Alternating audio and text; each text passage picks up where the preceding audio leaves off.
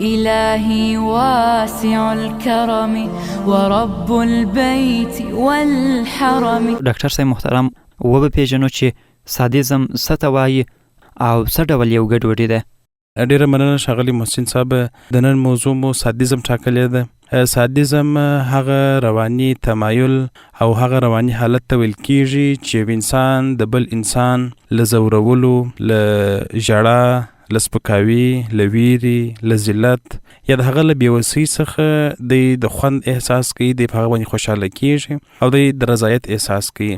یعنی معمولا سادیست کسان د بل د کړاو څخه خپل خوشي حاصلوي. دغه وګړي په قصدي ډول نور کسان ځوروي او د هغو د ژړا، د ویرې، د سپکاوي او له بېوسۍ څخه خوند اخلي. په ورځني ژوند کې موږ د دې لپاره ډېر مثالونه درلودلی سو. مثلا یو کس، یو ماشوم وایي، هغه ژاړي، په تکلیف وي، د بېوسۍ احساس کوي، هغه ته ډېر په عاجزۍ ګوري. دی د دغه بېوسۍ، د دغه عاجزۍ او د دغه ژړا څخه د خوند احساس کوي. په کورونو کې ممکن په مور په پلار کې هم داسې اشخاص پیدا سي چې پر خپلو اولادونو باندې ظلم کوي او په دغه د سادیزم په مرضي باندې دوی اخته وي. ډېری والدین داسې ته چې خپل اولادونه وایي، هغوی بیروي، نو دغه اولادونه د وهلو په وخت کې ژاړي، ریږدي، د خپلو والدین څخه د بیرې احساس کوي. دغه والدین یې که چیرې د سادیزم په مرضي باندې اخته وي، نو دوی ځان ته داسې یو قوي احساس کوي چې دغه اولادونه مې تر واک لاندې راوستلي دي، څنګه راسه بیریږي، او د دغه حالت څخه دوی یو ښه احساس کوي، خپل ځان ته د قوت احساس ورکوي، خپل ځان ته د واکمنۍ یو احساس ورکوي.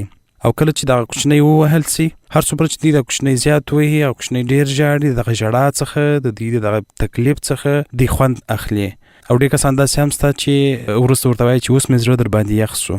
دلته یوه خبره باید موږ په احتیاط سره وکړو او په دې باندې سر خلاص کړو چې هر سخت والد یا والدین سادیست نه وي، خو که یو څوک په تکراري ډول خپل د ماشومانو د وهلو، د هغو د ویرې او د هغو د ژړا څخه خوند اخلي، کله چې هغه وایي یو ښه احساس کوي، نو دې ته موږ بیا سادیست وګړي ویلی سو. ډېری والدین داسې دي چې کله خپل ماشومان یا اولادونه وایي، د دې لپاره چې تعدیب یې کړي، د دې لپاره چې ادب زده کړي، د دې لپاره چې د بدې لارې څخه یې راوګرځوي، خو وروسته خپل دغه والدین پښیمانه چې د اولاد مینا کوالي، وروسته یې بیرته هغه مینه او عاطفه او شفقت راباریز سي. خو که چیرې په هغه خلکو چې د وهلو څخه وروسته یا د خپل دغه احساساتو د سړېدو څخه وروسته یې هم بیا زړه نه ایښی دی او د هغه د وهلو، د هغه د سپکولو، د هغه د رټلو څخه خوند اخیستي، نو دې ته بیا موږ سادیزم وایو. بل مثال یې په کورنۍ ژوند کې د ښځې او د میړه ترمنځ هم لیدل کیږي. ځینې خاوندان خپل ښځې د نور خلکو مخ ته سپکوي، هغه تر دې چې رټي او تر دې اندازې چې د نور خلکو په مخ کې وهي او د هغې بېعزتي کوي. کله چې مقابل طرف ژاړي یا د مایوسۍ احساس کوي یا د بېوسۍ احساس کوي، نو دی یو ډول آرام او یو ډول د واکمنۍ احساس کوي چې داسې مې واک پر ساتلی دی، یا مې پلانکی کس داسې بې عزته کوي او د مقابل کس دغه بېوسۍ د ته ښه خوند ورکوي او خوښیږي. بل د ورونو او د خویندې ترمنځ هم موږ کېدلی سو چې دغه شی ووینو. که چیرې مشر ورور خپل کشر ورور ډېر وایي، د هغه کتابونه پټوي، د هغه کالي او جامې ورخرابوي، هغه وارخطا کېږي یا ژاړي، خو مشر ورور دې ته ګوري او خاندي او دغه حالت څخه خوند اخلي او فکر کوي چې پر دغه کشرانو باندې مې څنګه واکمني جوړه کړې ده. بل مثال موږ په ښوونځي کې ورکولی سو. اکثره هغه استادان چې دوی په دغه رواني اختلال باندې اخته وي، د ټولګیوالو په مخ کې شاګردان بې عزته کوي، هغه داسې خبرې کوي چې د هغه عزت نفس په ظاهریږي او دغه شاګرد سپکاوی او بېعزتي کوي.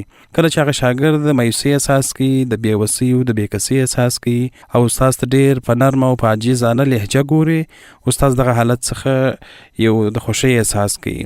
په ملګرو کې هغه کسان چې په سادیزم باندې اخته وي، خپل ملګري قصداً شرموي، د خلکو په مخ کې د هغو رازونه ورته وایي، د هغو کمزوري راښکاره کوي. کله چې ملګري یې د دې حالت څخه خفه کېږي او دته په داسې یو وضع کې ګوري چې د دې ښه کار ونه کوي، دوی خاندي او د یوازې یو ټوکه بولي او د دغه شرم او د خفګان څخه دوی خوند اخلي.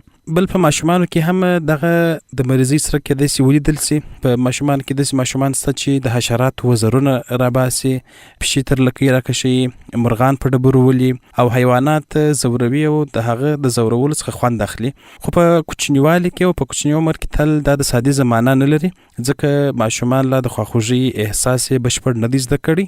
خو که چیرې په دوامداره ډول او په قصدي ډول د دې څخه دوی یو ښه احساس کوي او خوند یې ځینې اخیستی، نو دې ته باید موږ په کوچنیانو کې پام وکړو. ډاکټر صاحب د هغه شخص چې دغه ګډوډي ولري کومې نښانې لري؟ کې په لوړ کې یادونه ځنې وکړو. اول دغه کسان معمولا د نورو له درد څخه خوښي احساسوي. کله چې بل څوک ژاړي، بل څوک سپکیږي، یا بل څوک شرمول کیږي، یا بل کس ناکامه کیږي، دې خو بد نه بلکې په زړه کې د رضایت احساس کوي. دوم دغه خلک نور کسان کستن زوروي. د هدف یوازې هغه خپل غصه ایستل نه بلکې غواړي مقابل کس ته درد او احساس کوي او د احساس ورکړي چې دغه درد احساس کوي یا وې درد دی. د هدف یوازې د غصې ایستل نه بلکې غواړي چې مقابل لوري ودردوي او درد احساس کړي. دریم د نورو سپکاوی ورته عادي معلومیږي. نور خلک تحقیروي، بلنډي پوي، سپکې خبرې ورته کوي او شرموي، او دغه شرمول او سپکول د خلکو ورته د تفریح یا د خپل ځان د لوړ ښودلو وسیله معلومیږي. بل د خلکو له ویرولو څخه خوند اخلي. کله چې خلک له ده څخه بیریږي، خپل ځان ډیر مهم، قوي او برلاسي احساسوي. بل ډیر کم د رحم او د خواخوږي احساس ښکاره کوي. که بل څوک درد ولري، د هغه احساسات ته هیڅ ارزښت نه ورکوي.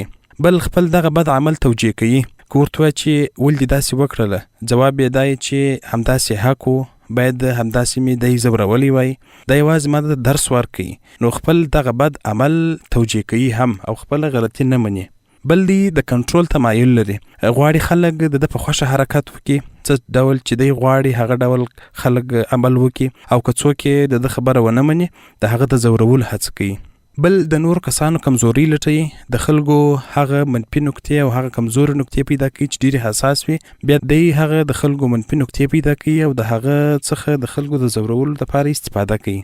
مثلا یو څوک د خپل بېوزلۍ او د غریبۍ له کبله خفه کیږي، دی هغه موضوع بیا ورته تکراروي او د هغه د زورولو سبب کیږي. بل دا کسان د پښیمانۍ احساس نه کوي.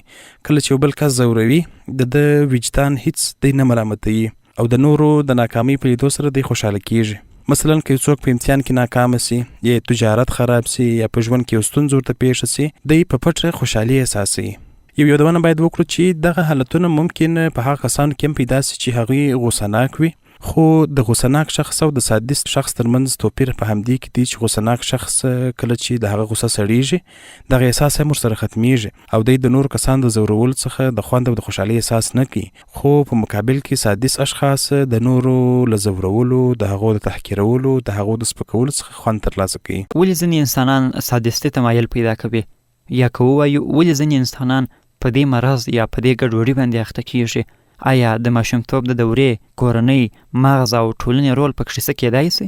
سادیزم په رامنځته کېدو کې ډیر عوامل رول لري، لکه د ماشوموالي تجربې، د کورنۍ حالت، وراثت، د انسان د مغز وده، ټولنه او د ژوند پیښې، د ټول په دې کې رول لري. لومړی د ماشومتوب حالت. ارواپوهان وایي چې ماشومتوب د انسان د شخصیت د جوړېدو هغه اساس او بنسټ دی. که چیرې یو ماشوم په داسې یو کور کې رالوی سي چې هر ورځ وهل کیږي، هر ورځ سپکیږي، هر ورځ د هغه توهین کیږي او د هغه احساسات ته توجه نه کیږي، د هغه احساسات ته ارزښت نور کول کیږي، دی په کورنۍ کې مینه نه ویني، یوازې ویره زده کوي، نو د هغه ذهن دا پیغام اخلي چې زورور هغه دی چې نور خلک وزوروي. یعنې دغه ماشوم په کور کې له کوچنیوالي څخه تر لویوالي پورې سخت حالت لیدلی دی، سپکاوی لیدلی دی، نورو خلکو د احساسات ته ارزښت نه دی ورکړی او ده ته یې په سپکه کتلي دي. کله چې یو غلطي ځینې سوې ده، د غلطۍ غټه سزا ورکول سوې ده، ځورول سوی دی. مهمه خبره دا ده چې دی په کوچنیوالي کې په مختلفو طریقو سره ځورول سوی دی. کله چې دی په دغسې یو ټولنه کې راغټیږي، نو دغه عادتونه د په شخصیت کې اخښل کیږي او د شخصیت یو برخه ګرځي. کله چې دغه ماشوم غټیږي او د تر واک لاندې نور کسان راځي، نو دی دغه د شخصیت برخه را بارزه کیږي په ځوانۍ کې او د نورو کسانو د زورولو سبب کیږي او دغه کس نور کسان هم زوروي. نو لومړی عامل د ماشوموالي بدې تجربې او نه تربیه شوی حالت دی. هغه ماشومان چې په کوچنیوالي کې تربیه سمه نه وي لیدلې، ډېر رټل سوي وي، ډېر وهل سوي وي، ډېر سپک سوي وي، احساسات ته په سپک نظر کتل سوي وي، خبرو ته یې غوږ نه وي نیول سوی، نو دغه کسان معمولا د ډیرو نورو شخصیتي ګډوډیو سربیره په سادیزم ناروغۍ د اخته کېدو احتمال زیاتیږي په دې کې. بل په کورنۍ ژوند کې د مینې نشتوالی. زموږ په اکثره کورنۍ کې خلک داسې فکر کوي چې کوچنی یا ماشوم یوازې ډوډۍ غواړي. کله چې ډوډۍ او چښاکو د اغوستلو یو څه ورکړله، نور نو د حق ادا سو، بلکې ماشوم مینه غواړي، ماشوم غیږ غواړي، ماشوم اوریدل غواړي، ماشوم امن غواړي. که چیرې ماشوم دا هر څه ونه ویني نو ډیر وختونه د احساساتو نړۍ سړیږي او د وخت په تیریدو سره د نورو خلکو احساسات مرته بې ارزښته معلومیږي. کله چې لویږي نو د سادیزم په ناروغي باندې د اخته کېدو چانس زیاتیږي او په دې باندې نه پوهیږي چې د بل درد څه معنا لري. بل د کورنۍ رول هم د دې په رامنځته کېدو کې مهم عامل دی. که چیرې په یو کور کې تل جنګونه او جګړې پلار خپل میرمن یا د اولادونو مور سپکوي، د هغه ته سپکې سپورې وایي، هغه ته خوشکه کوي، پر معمولي خبرو ستونزې او کړاوونه جوړیږي. داسې مسایل چې په ژوند کې هغه که چیرې پیښ هم سي دونه ستونزه او دونه تاوان نه پیښیږي. مثلا په کورونو کې ډیر جګړې پر دې باندې چې ولې په دې کې مالګه ډیره سوې ده، ولې غوړي ډیر سوي دي، یا ولې مالګه کمه ورچول سوې ده، یا ولې ډوډۍ ناوخته سمه سوله، یا ولې پلانکی کار نه دی سوی. پر دې باندې جنګونه او جګړې زیاتي او پلار د خپلو اولادونو مور سپکوي یا سپکې سپورې ورته وایي، یا په ډیرو کورنۍ کې داسې هم کېږي چې هغه وهي او رټي. مور بیا کله چې له دغه حالت څخه راوځي خپل ماشومان سپکوي، خپل ماشومان وهي او د پلار هغه د غصې زور تر اولادونو باسي. مشر رور خپل کشر رور وهي، په کور کې خلک د یو بل ارزښت نه درکوي، یو بل ته سپکې سپورې ویل کېږي. نو په دغه کورنۍ کې کوم ماشوم چې رالویږي هغه له سپکاوي سره، له بیرې سره او له یو کمزوري شخصیت سره رالویږي چې په دې کې د همدردۍ احساس هم دی او په دې کې د بل درد هم نه احساسوي، د نور خلکو احساسات هم په سپک نظر ګوري او د وخت په تیریدو سره د شخصیت داسې روزل کېږي چې د نورو خلکو ته ارزښت نه ورکوي، ځکه دته خپل ارزښت نه دی ورکول سوی. کله چې یو کس خپل ارزښت احساس نه کړي نو د وخت په تیریدو سره په دې کې دغه رواني تشه پاتېږي او دی کوشش کوي چې د وخت په تیریدو سره دغه رواني تشه د نورو لارو څخه رفع کړي. بل هغه کسان چې په دې په شخصیت کې خواخوږي کمه وي په سادیزم ناروغي باندې اخته کېږي.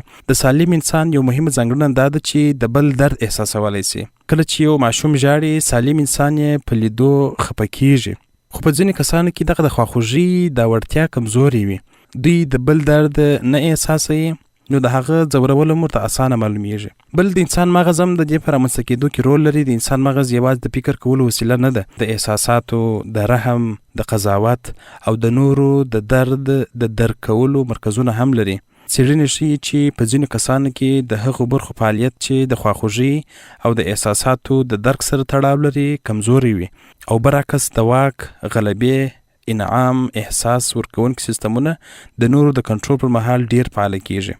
د دې معنا دا نه ده چې هر سادیست شخص د مغز ناروغي لري، بلکې د هغه د مغز بیولوژي، چاپیریال او روزنه ټول یو ځای په دې کې اغیز لري.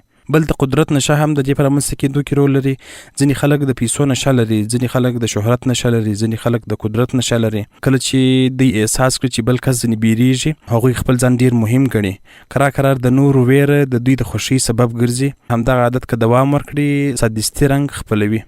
بل ټولنه هم د دې حالت په رامنځته کېدو کې رول لري. زموږ په ټولنه کې وهل، سپکول، ویرول او دغه اصطلاحات زموږ په ټولنه کې ډیر عام دي. زموږ په ټولنه کې دا جملې عام دي چې سړی باید سخت وي، دغه ماشوم په وهلو سمیږي، د دې کس ویرول ډیر ضروري دي، د سپکاوی باید سوی وای. دغه جملې دي چې سادیزم ته لاره هواره کړې ده. که چیرې موږ او تاسې د دې جملو پر ځای مثبتې او سالمې جملې په ټولنه کې عامې کړو، په ټولنه کې خپل کړو ته تغییر ورکړو او د هغه لارو چارو څخه استفاده وکړو چې د لارې موږ د یو چا شخصیت په صحیح شکل وروزو، نو موږ او تاسې به کولی سو چې په ټولنه کې د دغه مریضۍ مخه نیولې وي. ډاکټر صاحب رابسو دې ته چې د سادیزم مهم ډولونه څه کېدای سي او کوم ډولونه لري؟ سادیزم یوازې وهل او ټکول نه دي.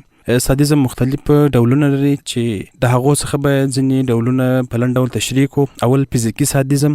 فزیکي سادیزم هغه حالت ویل کېږي چې یو انسان د بل انسان د بدني درد، د هغه د وهلو، د هغه د ټکولو یا د فزیکي ځورولو څخه د خوښۍ احساسوي او د ځواک احساس کوي. دلته هدف یوازې سزا ورکول نه دي، بلکې دغه د مقابل طرف درد لیدل د خوند ورکوي. لکه د خپرونې په شروع کې موږ ځینې مثالونه ورکړل چې په کور کې مور یا پلار یا ورونه یا په ټولنه کې د باندې استاد که چیرې په دغه مشکلاتو باندې اخته وي، کله چې یو کس وهل کېږي نو دوی دغه وهلو څخه، د هغو د بېوسۍ څخه، د هغو د ژړا څخه، د هغو د بیرې څخه دوی یو ښه احساس کوي او د خوند احساس کوي.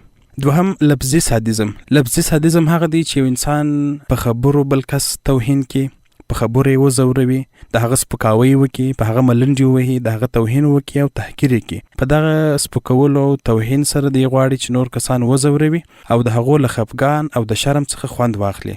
ډېر کسان موږ تاسو داسې لیدلي دي چې په ټولنه کې داسې خبرې کوي یا کله چې ورسره ناست مجلس ورسره کوي داسې خبرې درته کوي چې د انسان زړه ډېر ورازار کړي او انسان فکر کوي چې کاشکې د دې کس سره کښېنستلی نه وای. بل رواني سادیزم دا تر ټولو پټ او خطرناک ډول دی. رواني سادیزم هغه دی چې یو انسان د بل انسان ذهن، باور، د هغه ارامتیا کرار له منځه وړي او د دې د کنټرول او د ګډوډۍ څخه د خوښۍ احساس کوي. دا خلک نه څوک وایي د چاته ښکنځل کوي مګر د مقابل لوري ذهن ورستړی کوي او ګډوډ کوي. رواني سادیزم قرباني دغسې یو حالت ته رسوي چې په خپل فکر او پریکړو هم شک وکړي. څلورم احساساتي سادیزم. احساساتي سادیزم هغه دی چې انسان د بل چا له احساساتو، له مینې، له امید، له اړتیاو او له عاطفې سره لوبې کوي او د هغه د احساساتي درد څخه خوند اخلي. مثلا یو څوک پوهیږي چې مقابل لوري ورسره ډیره مینه لري خو قصداً هغه ناهیلي کوي، د هغه څخه لرې کیږي او بیرته ورته راګرځي یوازې د دې لپاره چې د هغه احساساتي کړاو او تکلیف وګوري. مثلا یو بل کس قصداً د مقابل لوري حسد راپاروي یوازې د دې لپاره چې د هغه د تکلیف وویني. مثلا یو بل څوک د بل چا د اوښکو او عاطفې د ماتېدو په لیدو سره خپل ځان بریالی احساسوي. ډاکټر صاحب رابطه سودی چې د دې حالت څخه د خلاصون لارې چارې څه دي؟ څه ډول کوای شو چې د دې مرض، ګډوډۍ او یا دغه پدیدې څخه ځان خلاص کړو؟ اوس په دې باندې پوه شو چې کم کسان چې په دغه مشکل باندې اخته دي د دې ریښه هغه د کوچنیوالي دوران ته ځي چې دغه کسانو د کوچنیوالي په دوران کې زیات ستونزې او زیات کړاوونه لیدلي دي. نو انسان باید له دغه ځای څخه شروع وکړي چې زه نه غواړم چې د بل راتلونکي کوچني ژوند همداسې ور عیار کړمه. نو تر ټولو اساسه او بنسټ هم له دې څخه ایښول کېږي. تر ټولو مهمه خبره دا ده چې لومړی کله چې یو کس له دغسې حالت سره مخامخ کېږي یا د یو کس زړه غواړي چې یو څوک سپک کړي یا یو څوک وبېروي یا یو څوک وځوروي، نو په هغه حالت کې باید له ځان څخه دغسې یو پوښتنه وکړي چې زه ولې غواړم دا انسان وځوروم؟ آیا کله چې زه دغه کس وځوروم یا یې وبېروم یا بې عزته کړمه نو دا ماته څه ګټه رسوي؟ دغه زما سپکول او دغه زما بیرول یا دغه زما وهل د مقابل طرف پر ذهن، د هغه پر شخصیت، د هغه پر راتلونکي ژوند باندې څونه بد تاثیر لري. نو کله چې موږ او تاسې دغه فکر له ځان سره ولرو نو کولی سو چې دغه حالت څخه ځان راوباسو. نو هر کله چې موږ او تاسې ته داسې یو احساس پیدا کیږي نو دا باید د خپل ځان سره فکر وکړو چې زما د دغه وهلو، د ځورولو، د غوسې څخه پر مقابل کس چې هر څوک وي پر دې باندې بد تاثیر پرېږدي، د هغو پر آینده باندې بد تاثیر پرېږدي، د هغو پر ذهن باندې بد تاثیر پرېږدي. نو موږ او تاسې باید له دې څخه خپل ځان وساتو. بل د خواخوږي تمرین باید وکړو. هر ورځ یو کوچنی د خواخوږي تمرین باید وکړو او په خپل ځان کې خواخوږي پیدا کړو. په خپل ځان کې باید مهرباني پیدا کړو. مثلا کله چې یو څوک ژاړي یا یو څوک خفه وي نو له ځان څخه باید دا پوښتنه وکړو چې که زه د هغه پر ځای وای نو څه احساس به مې کولی، یا د مقابل طرف هغه حالت باید درک کړي چې دی په تکلیف کې دی او دی په ستونزه کې دی او له هغه سره باید د مهربانۍ احساس وکړي چې په دې سره د مغز هغه برخه قوي کیږي چې د نورو د احساساتو په درک کې زموږ سره کومک کوي. بل خپل ځان سره د ځواک معنا باید بدله کړو.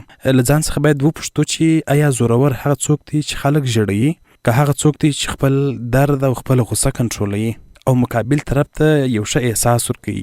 بل له خپل ځان او د خپل ژوند د تیرو حالاتو په اړه باید کښینو او د خپل ځان سره فکر وکړو چې کم ستونزې او کوم مشکلات و چې زه دغه ځای ته راورسولم. د کومو مشکلاتو له کبله چې اوس په ما کې دغه ستونزه او دغه مشکل را پیدا شوی دی هغه باید له ځان سره فکر پکښې وسي. لکه موږ چې د خپرونې په شروع کې هم وویله، په عواملو کې هم یادونه وکړله، په هغه کورنۍ کې چې ماشومان په سختو چاپیریال کې راغټ شوي وي، خوشکې ورته شوي وي، د هغه احساساتو ته پاملرنه نه وي شوې، نو په دې کې دغه بېنظمي رامنځته کېږي.